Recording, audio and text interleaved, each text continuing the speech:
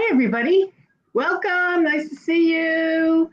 It's Friday. I hope you're having a beautiful Friday. I'm Trish Carr from Women's Prosperity Network, and you are here for Be Real, Get Real, the podcast where we actually get to know people. You know, we are a business community of amazing women who come together to be the best that we can be so that with our products, our services, and our projects, we make a massive positive difference in the world. That's what it's about. So if you are someone who wants to make a massive positive difference or are already doing so, you are totally in the right place. My guest today, you are going to be so excited to meet this woman. She's so much fun. And the whole purpose of this broadcast is because people do business with people. We don't do business with companies. Right? There's a person on the other end of that line. There's a person who's putting together your product. There's a person who's delivering your service. And within our community of Women's Prosperity Network, and you could, of course, check us out at womensprosperityNetwork.com or go to the Facebook group.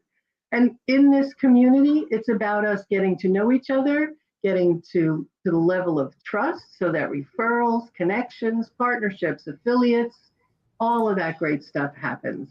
And my guest today is someone that I've known for quite a while, and I'm so excited that she could be here with us today.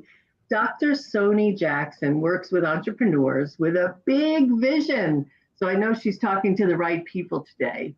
She is, her job, what she does is she works with entrepreneurs with a big vision, giving them support so they get momentum, so they monetize their message, so they have the greatest impact they can possibly have.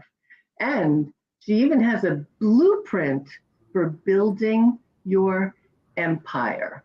And it is my pleasure to go ahead and bring her on with me. Dr. Sonya Jackson, can you hear the roars from the crowd? Yay! Yay! Thank you so much, Trish. Oh my gosh. I have to say, I really appreciate you inviting me on and the Women's Prosperity Network. The three of you and the whole community that you attract are like a big hug to me. Every time I dip in, I just feel the love. I see the changes you guys are making in the world. And I just love that. And something that I refer to almost every day is it's just a conversation. It is. If you want to know more about that, go look up Trish Carr on Amazon. Thank you so much. Yeah, that's the title of my book is It's Just a Conversation, because everything is just a conversation. And I'm excited to have this conversation with you. And I think our friends on Facebook as well are. I got people saying, I'm looking forward to this. I have someone who just wrote on Facebook, yay, sensational Sony. So happy you're here. So talk to me about not being a natural entrepreneur. I know that you say that, yet you seem to be a natural entrepreneur. That's overreacting, right?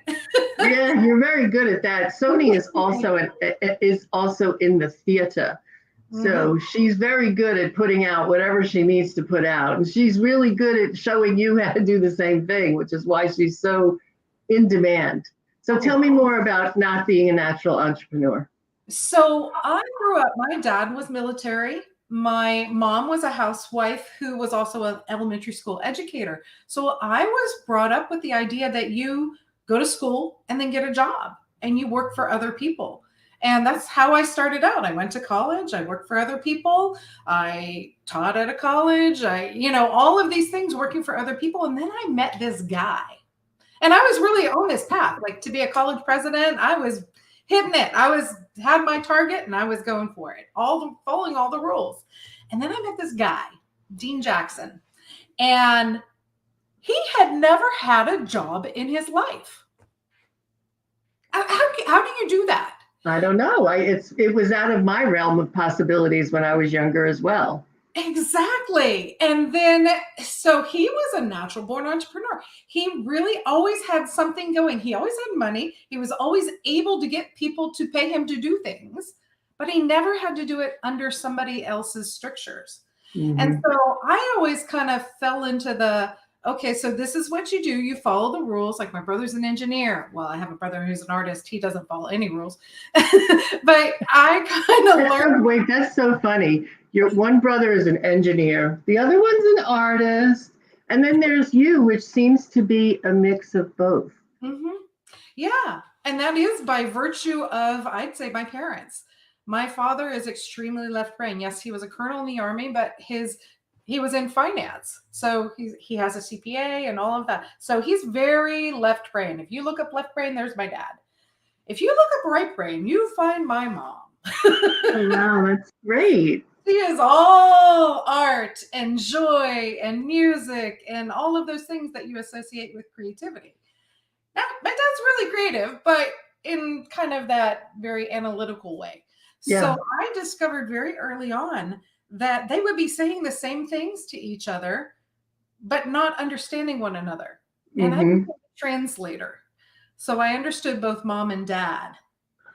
And that's kind of where I started observing whenever there was a conflict, it was always about communication and not understanding and not coming from a place of trying to understand the other. And that's kind of where I got my idea about this relationship. And you at WPN are really amazing at relationship marketing, if you put it that way. Right. It is. It's marketing. You know, even this podcast, Get Real, Be Real. About relationships. Exactly. And that's what I love, because I was also brought up to believe that everybody in the world is connected. You know, if you go back to Adam and Eve, we started from two.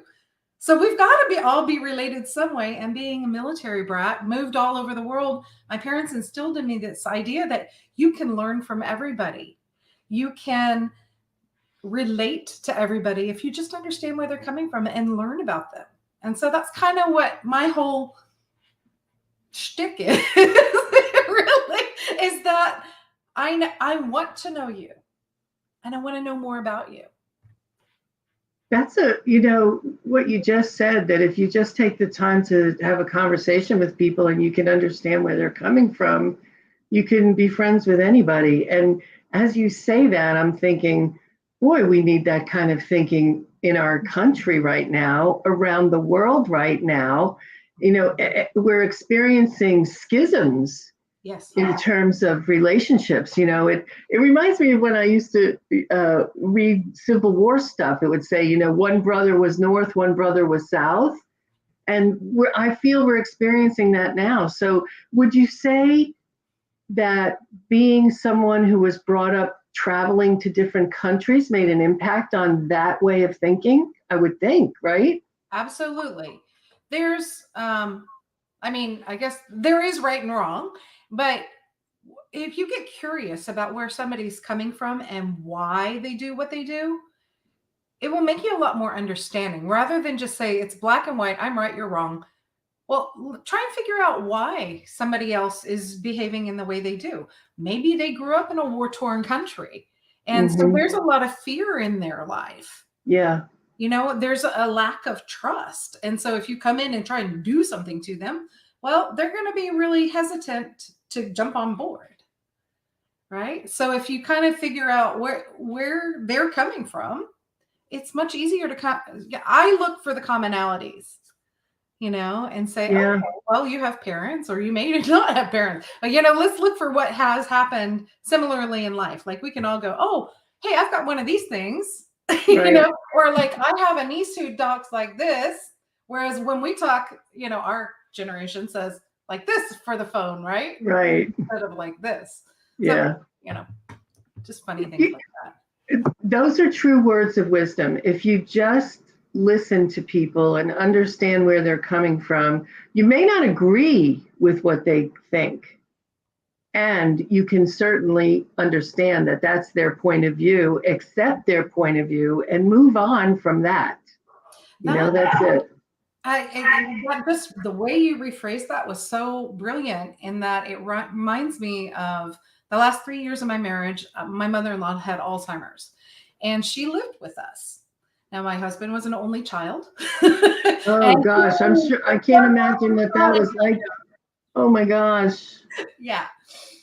she didn't really like me usurping her position.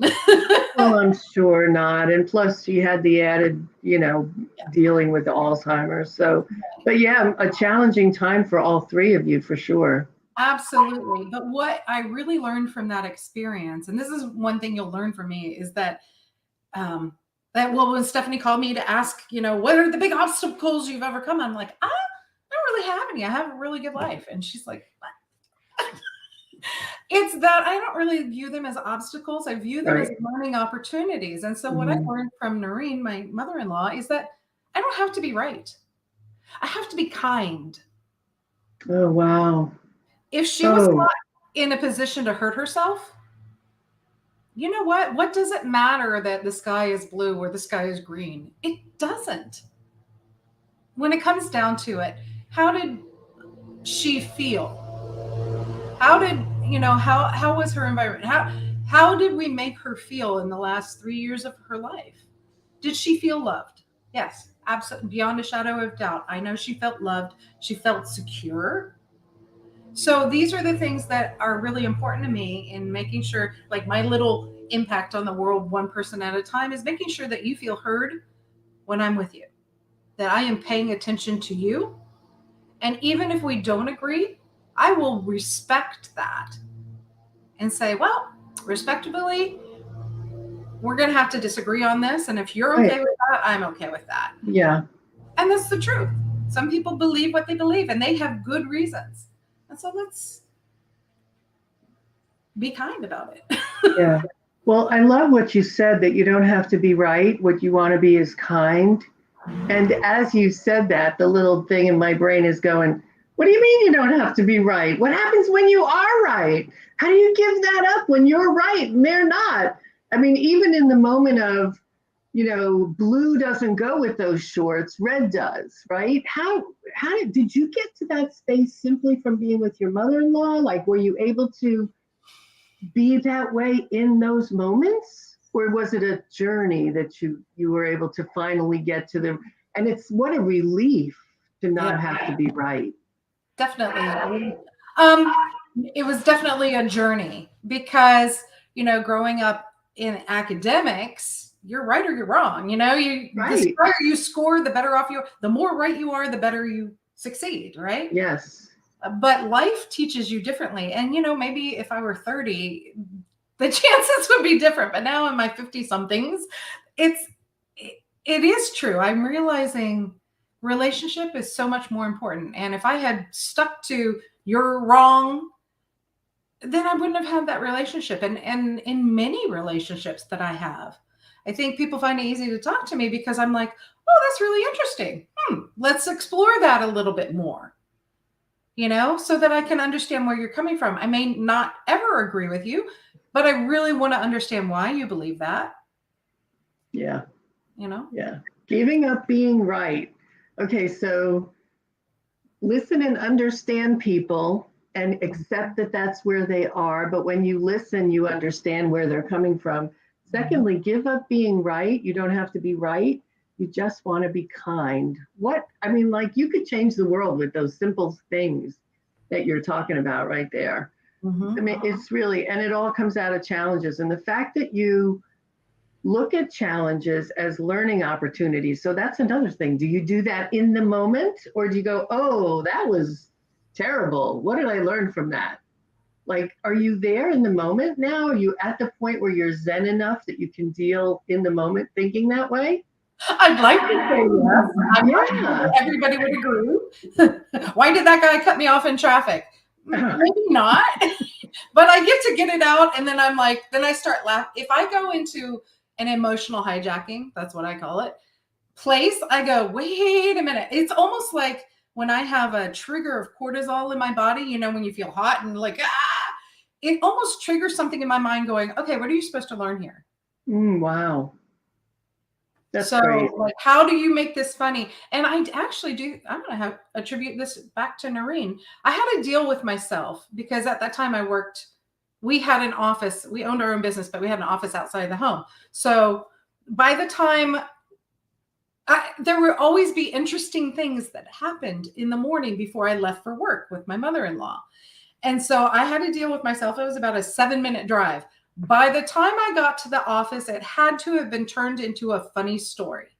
So I gave myself a timeline to really have a bad time. I could immerse myself and wallow, but it had to be shifted and transformed into something else by the time I got to the office so that I could release my angst through humor with my employees and my husband. So you're Yeah, all important having husband. Yeah. Wow, that's you're my hero or my shiro, as they say. But let me ask you a question that's really on my mind. When I heard that you were in Army, your dad was in the Army. Yeah. So where was the most interesting, fun, whatever place you ever lived? Wherever we were. Oh, you're so awesome. What a great, perfect answer. Having said that, because I have 3 siblings, so my parents, didn't have a lot of money. And so wherever we went, Army bases are historic in nature. So we would learn the history of that area. We lived just outside the moat at Fort Monroe, Virginia, which is where Jefferson Davis was held after the war. Oh, Pretty cool, right? yeah. When we lived in Carlisle, Pennsylvania, it was right outside the hills and everything where, close to Gettysburg. Nice. But the super exotic one is Korea. We did live for 2 years in Korea. It was my 7th and 8th grade year. And instead of PE, which I hated, look at me, I'm not a PE girl, I got to take Taekwondo. So so much more fun, I gotta tell you. And at that time, Korea was an incredibly safe place to live, especially live on an Army base. But Seoul at the time was about 6 million people. I could go anywhere on the subway by myself at 12 years old. Mm-hmm. Who does that? Would you let your kid do that in New York City? Probably not. Not now. Not now. Well, maybe back then you would have. No, I don't think you would have. Yeah, no, definitely not. Well, that's great. That's so cool. You got to live in Korea. Mm-hmm. Yeah, I always, and all that being with different people, I mean, all of that got you where you are today. I think so. And I just got a message on Facebook from Deb Nye, and she says, Sonya Jackson is great at everything she does. She is loving and strong and creative and has structured amazing business sense.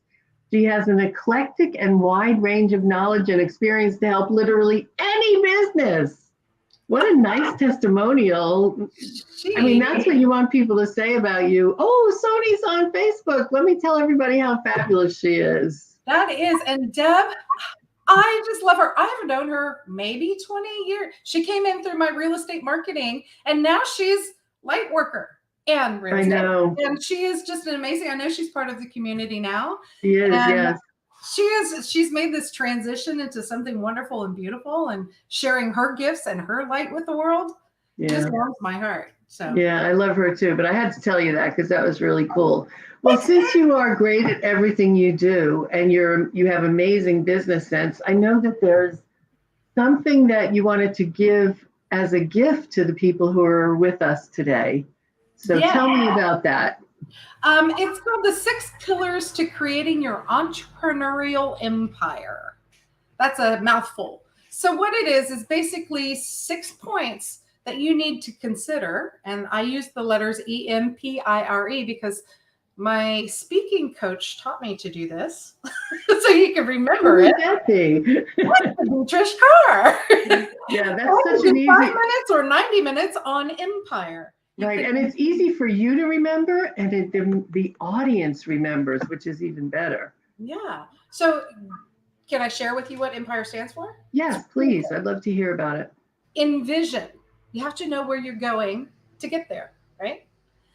M is mastermind the method. So how are you going to get there? Then prioritize your platform. PI is implement. Yay! I love to implement. R is review your results. And E is evolve. Pretty simple.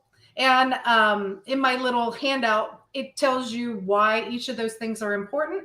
And in the next few weeks, we will have a 90-day workbook to go through, and so on and so forth. So I'm modeling what I teach. Yeah, no, I love that. I love the Empire acronym. That's a great way to remember it. So if you can have this for free, just go to drsonyjackson.com Right. and you can get your own copy of it and build your empire the way you want to build it. Right. Especially with the little nuggets we've gotten from Dr. Sony today. Pretty exciting. Giving up being right, loving wherever it is you are, and knowing that that's the best place for you to be. Yes.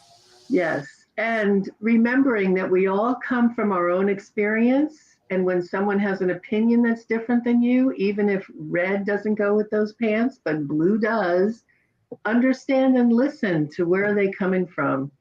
Because we can always maybe not see eye to eye, but we can always see heart to heart. Oh. So thank you so much, Dr. Sonya Jackson. I love you. I'm so happy that we had this time together. I hope that you all got some golden nuggets. I did. I might even mention to my husband this conversation about giving up being right so I can hear before he's going to laugh.